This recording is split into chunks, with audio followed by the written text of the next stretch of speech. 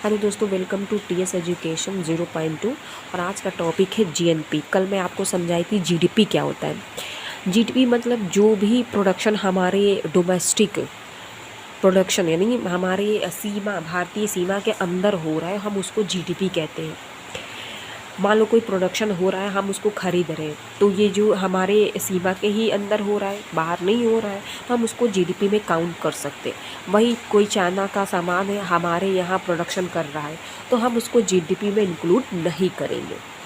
Simple सी बात है कि आप यहाँ से जैसे कि आप कमा रहे हो, तो आप बाहर जाओगे कहीं कमाने के लिए, तो उसकी जीडीपी में होगा इंक्लूड, ना कि हमारी जीडीपी। लेकिन कोई बंदा हमारे यहाँ आके कमा रहा है, तो ये जो पैसा है वो हमारी जीडीपी में होगा काउंट, और जो इनकम है वो उसके जीएनपी में ही होगा।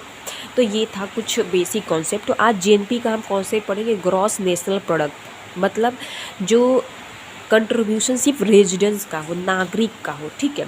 Domestic people each from abroad, foreign people earn from the domestic country. मान लीजिए कि हम यहाँ से जाते हैं कहीं बाहर देश में कमाने के लिए, ठीक है।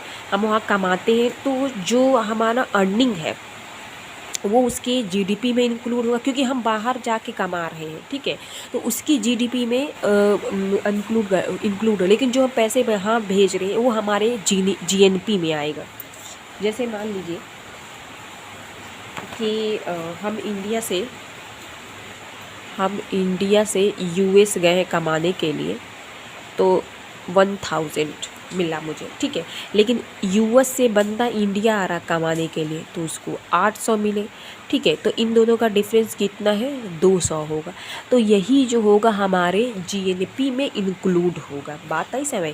मान लीजिए 1000 रुपये हम इंडिया से यूएसए गए, तो हमें 1000 मिला। लेकिन वहाँ का बंदा, यूएसए का बंदा इंडिया में आ रहा है, तो ये 800 रुपये कमा रहा है हमारे भारत में आके। तो इन दोनों का जो डिफरेंस है वही हमारे क्या लिखा जाएगा? जीएनपी में लिखा गया। तो वही है कि domestic people each from the abroad, foreign people earn from the domestic country, ठीक है। तो ये बात समझ में आई कि हम कहीं भी जाएं, हम जा रहे हैं कहीं बाहर देश कमाने के लिए, तो जो हमारा अर्निंग होगा वो हमारे जीएनपी में इंक्लूड। लेकिन वही कोई बाहर का बंदा हमारे यहाँ आ रहा है, ठीक है, कमा रहा है, तो वो जीडीपी में इंक्लूड होगा, और जो वहाँ पैसा भेज रहा है वो उसके जीएनपी में इंक्लूड होगा। तो ये था जीएनपी का मेन फैक्टर। अब जो जीएनपी होता है उसको करेंट मार्केट प्राइस पे हम लोग इंक्लूड करते हैं। दूसरा है मॉनेटरी फिजिकल पॉलिसी में इंक्लूड करते हैं। और NIF मतलब net factor income of abroad, इसको बोलता है net factor income of abroad, ये इसमें इंक्लूड होता है। अब क्या है कि जो जीएनपी है और जो जीडीपी है, जीएनपी जो है जीडीपी से ज़्यादा बेटर है।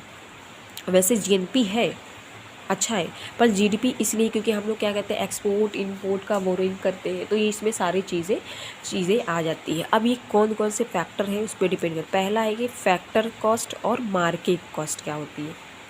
तो फैक्टर कॉस्ट में प्रोड्यूसर साइड कॉस्ट होता है, और दूसरा है कंज्यूमर साइड। प्रोड्यूसर साइड मान लीजिए कि कोई आदमी क्यों है जो शर्ट को क्या कर रहा है, सेल कर रहा है। मान ली शर्ट जो बना उनका 2000 का बना। अब शर्ट को बनाने के लिए कुछ ना कुछ रॉ मटेरियल लगेंगे, तो पहले उसने लेबर लिया, लैंड लिया होगा, कैपिटल लिया होगा, और इंटरप्राइज लिया होगा। तो जो लेबर से उन कितना पे किया है उन्होंने? 500। लैंड के लिए कितना पे किया है? 500। और कैपिटल के लिए कितना किया है? 500।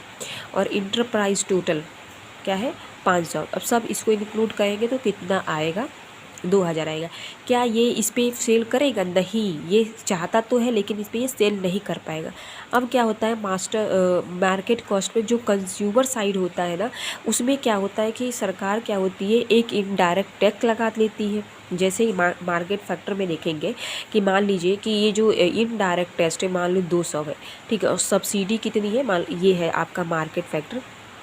हमारा 200 क्या है मार्केट फैक्टर, इनडायरेक्ट टैक्स कितना है? 400, और उसमें से सरकार क्या सब्सिडी को माइनस कर लेती है, तो हमारा इतना आता है। तो इस पे जो भी वस्तुएं सेल होंगी उसे ही हम मार्केट कॉस्ट में लिखेंगे। तो ये था जीएनपी का बहुत छोटा सा बेसिक कॉन्सेप्ट, जिसको भी नहीं आएगा वो बहुत ईजी से इसको समझ सकता है। और अगर आपको वीडियो पसंद आए तो लाइक और सब्सक्राइब ज़रूर करें। Thank you.